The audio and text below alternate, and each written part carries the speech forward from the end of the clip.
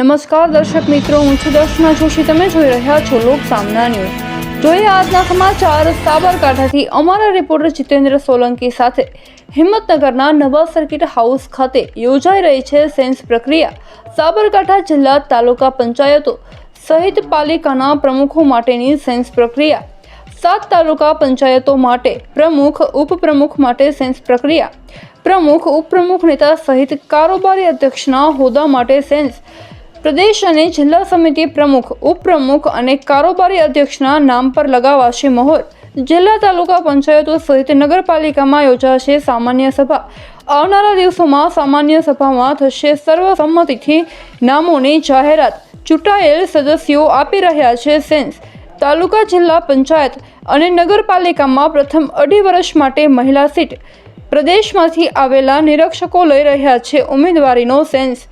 પ્રદેશ ભારતીય જનતા પાર્ટીની સૂચના મુજબ પ્રદેશ તરફથી આવેલા નિરીક્ષકો દ્વારા સાબરકાંઠા જિલ્લાની 7 તાલુકા પંચાયત, 1 જિલ્લા પંચાયત, હિંમતનગર અને ઈડર નગરપાલિકાના પ્રમુખ, ઉપપ્રમુખ, કારોબારી ચેરમેન, પક્ષના નેતા અને દંડકની સેન્સ લેવા માટે નિરીક્ષકો આવેલા છે અને અત્યારે એ પ્રક્રિયા હાલ ચાલુ રહી.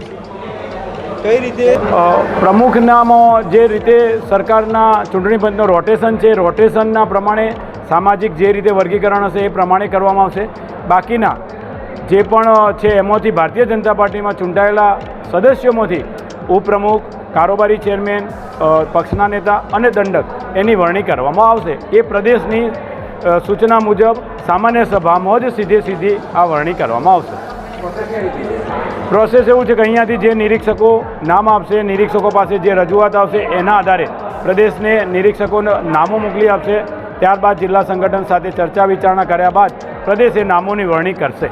આજે સાબરકાંઠા જિલ્લામાં જે સ્થાનિક સ્વરાજ્યની ચૂંટણી પૂરી થઈ એના અનુસંધાને તાલુકા પંચાયત, જિલ્લા પંચાયત અને નગરપાલિકામાં આગામી સમયમાં જે પ્રમુખ, ઉપપ્રમુખ, કારોબારી અધ્યક્ષ, પક્ષના નેતા અને દંડકની જે પસંદગી થવાની છે એના માટે પ્રદેશમાંથી 3 નિરીક્ષકો આવ્યા છે.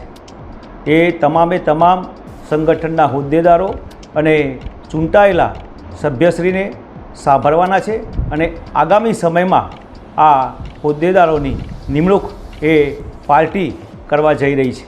અહીંથી જે પણ પેનલ નક્કી થશે એ પેનલ એ આગામી સમયમાં ગાંધીનગર પ્રદેશ કાર્યાલય પાર્લામેન્ટરી બોર્ડમાં લઈને જવામાં આવશે અને ત્યાંથી તમામ આ હોદ્દેદારોની નિમણૂક કરવામાં આવશે.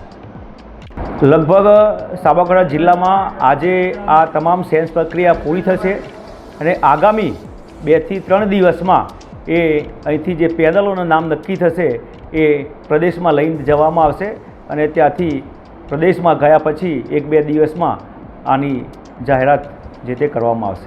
ફરી મળીશું એક નવા સમાચાર સાથે. ત્યાં સુધી જોતા રહો લોક સામના ન્યૂઝ.